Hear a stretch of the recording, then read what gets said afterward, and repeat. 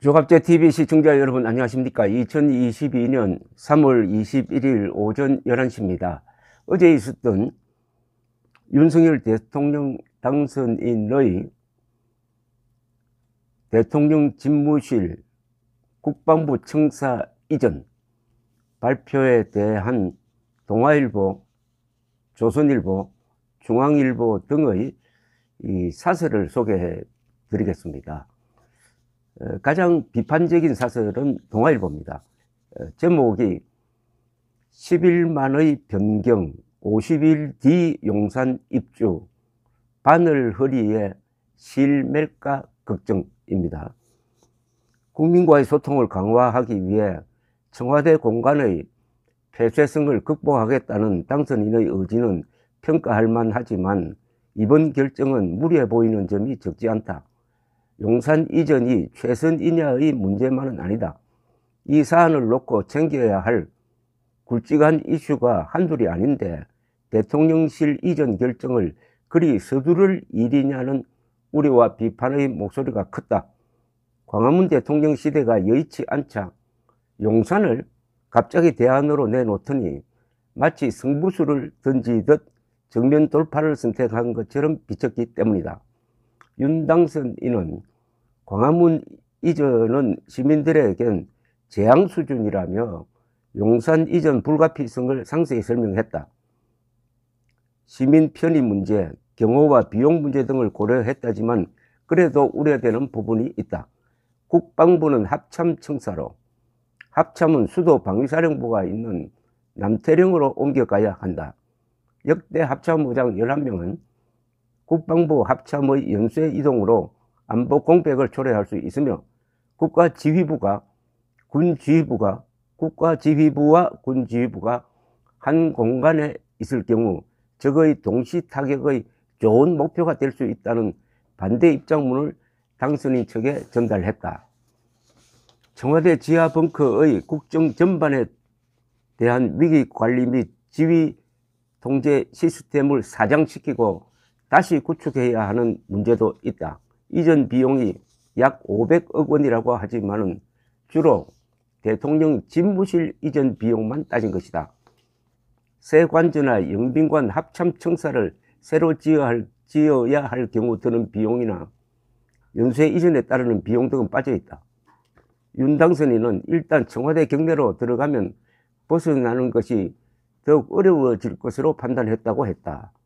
광화문 대통령을 약속했다가 경호 논리 등에 막혀 포기했던 문재인 대통령의 전철을 밟지 않겠다는 것이다. 그렇다 해도 후임 대통령들의 직무 공간과도 맞물려 있는 문제다. 국민의힘 내부에서도 현 청와대 일부를 열린 공간으로 리모델링하는 방안 등 속도 조절론이 있었다. 국민 의견을 충분히 수렴한 뒤 결정하는 게 상식적이지 않나. 바늘 허리에 실매는 식으로 진행되는 것은 아닌지 걱정이다. 조선일보 사설은 제목이 청와대 이전 공감해도 국민 의견 안 들은 건 유감이다 였습니다. 국방부 청사는 여러 문제점을 해소할 수 있는 조건을 갖추고 있다고 한다.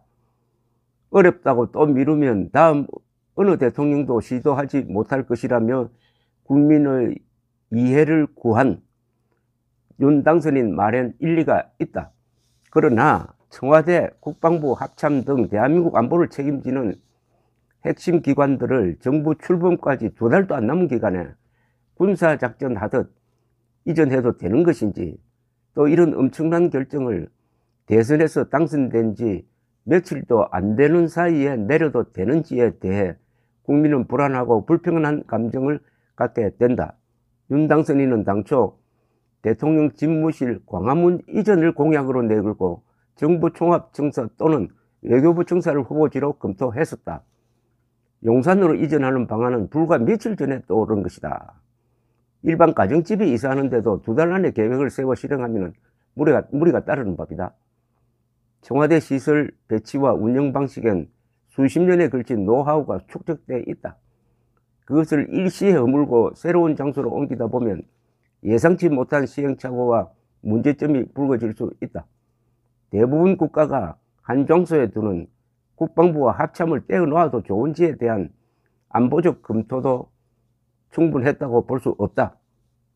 상당한 예산이 소요되는 사업을 아직 출범도 하지 않은 차기 정권이 인수위 단계에서 결정해서 집행해도 되느냐는 절차적 문제도 있다.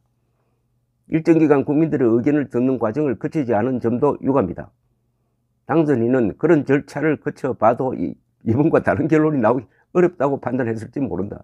설사 그렇더라도 중대한 국가 시스템을 변경하면서 더구나 국민 소통을 명분으로 내걸었다면 다양한 의견을 수렴하는 모양새를 반드시 갖춰야 한다. 그것이 민주주의가 작동하는 원칙이다. 중화일보 사설 제목은 용산 대통령 시대 혼선없게 철저 준비해야로 되어 있습니다. 요지는 대통령이 소통을 위해 청와대를 나와야 한다는데 공감한다.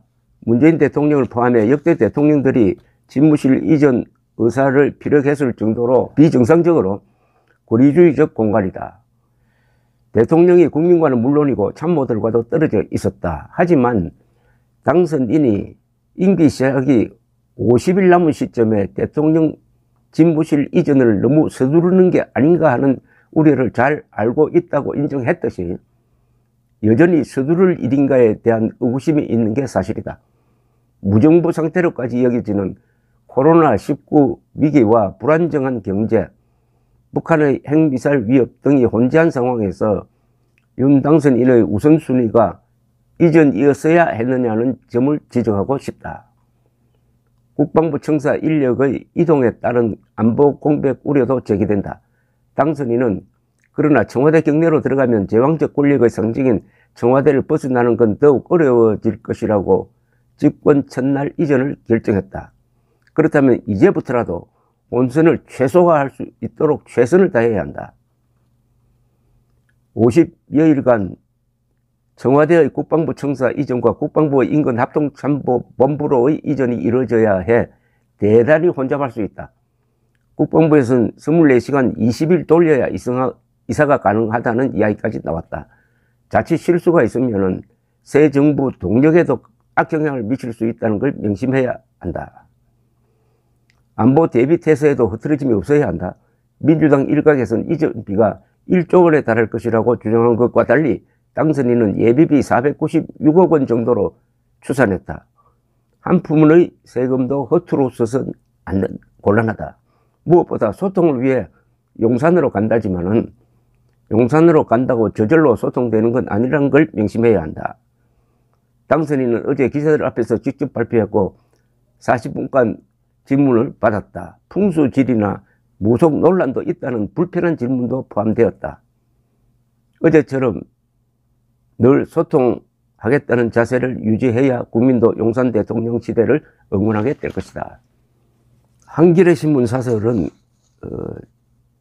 용산 이전 졸속강행, 윤 당선자 불통 대통령 되려는가, 당선자가 이전 비용을 솔직하게 이야기하고 있는지도 믿기 어렵다.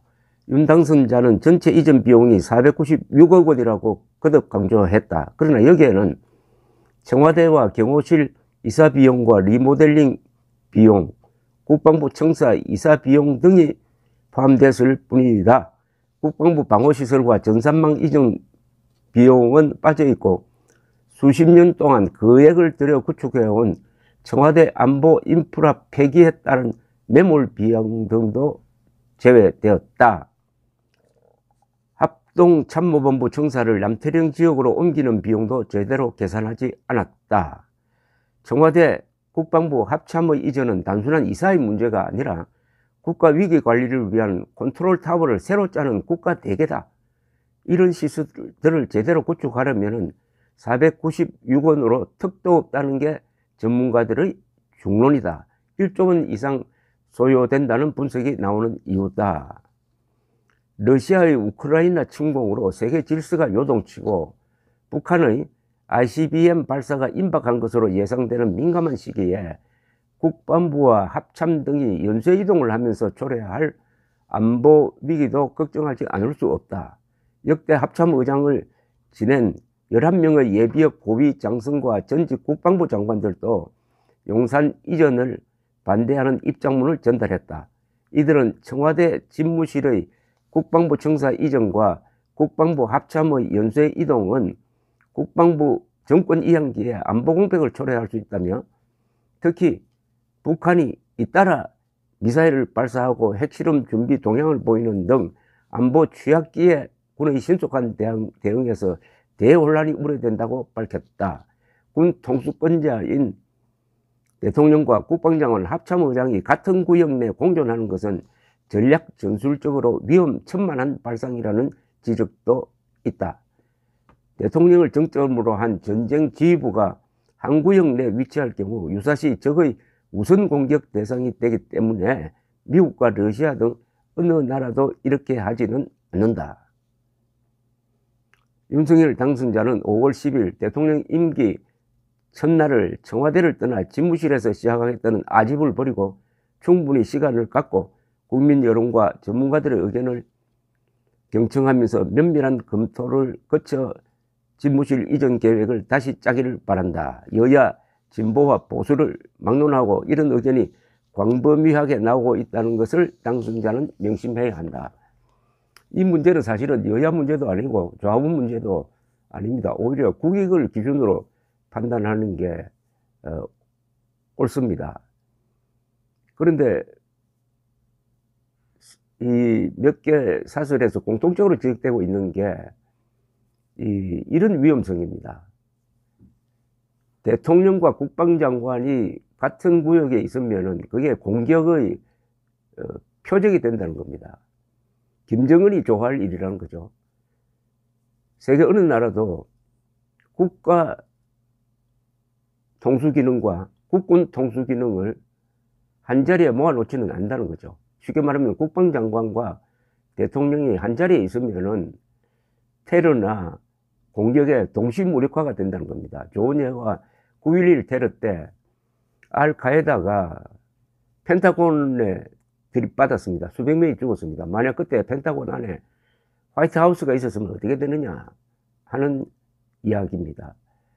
이 합참의장을 지낸 분에서는 그래도 전략적 감각이 가장 뛰어난 분들인데, 이분들이 이것은 곤란하다라고 반대 의견을 냈는데 묵살되었습니다. 이번 이 사안에서 보수 진영도, 그러니까 윤석열 지지층 안에서도 생각이 갈리고 있습니다. 그리고 윤석열 반대층은 아마 거기가 또 반대를 하게 될 겁니다.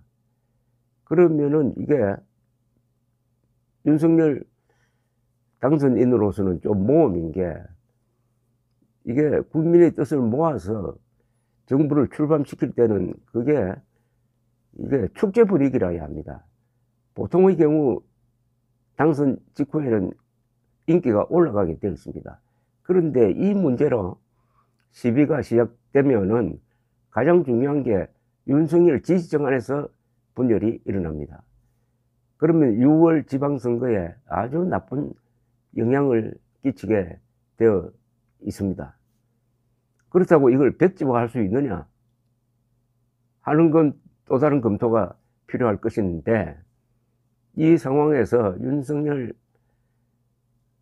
당선인이 어떤 모습을 보여야 하느냐에 대해서는 저도 사실은 뾰족한 방안이 나오지 않습니다. 너무나 엄청난 일을 너무 속전속결로 저지르고 말았습니다. 광화문으로 나올 수 없다고 하면 그때 포기했어야 됩니다. 광화문이 안 되니까 찾다가 국방부를 선택을 했다. 이때부터 꼬이기 시작하는 거죠. 또 제일 중요한 게 대통령궁의 성격입니다. 대통령궁은 윤석열 5년으로 끝나는 게 아닙니다. 대한민국이 존속하는 한 계속되어야 할 건물입니다. 사진을 찍으면은 대통령궁이 저 경복궁이나 장덕궁처럼 대한민국의 이미지로서 이렇게 퍼져나갑니다. 엘리제궁이나 크렘린궁, 화이트하우스가 그 각 나라를 대표하는 이미지이지 않습니까? 그러면 근사한 건물을 지어야 합니다. 국방 용도로 지은 건물을 그냥 접수를 해가지고 그냥 쓰는 것은, 이것은 임시 집무실은 될지언정 영구적인 대한민국의 중심 건물로는 처음부터 이게 실격입니다. 그래서 이게 지금 임시 집무실이냐, 아니면 200년 동안, 300년 동안 통일 이후에도 계속될 영구적 집무실이냐에 대한 답을 어제 윤석열 당선인에게 듣지를 못했습니다. 우선 묻는 사람이 없었어요. 이게 근본적인 쟁점이 될 것입니다. 감사합니다.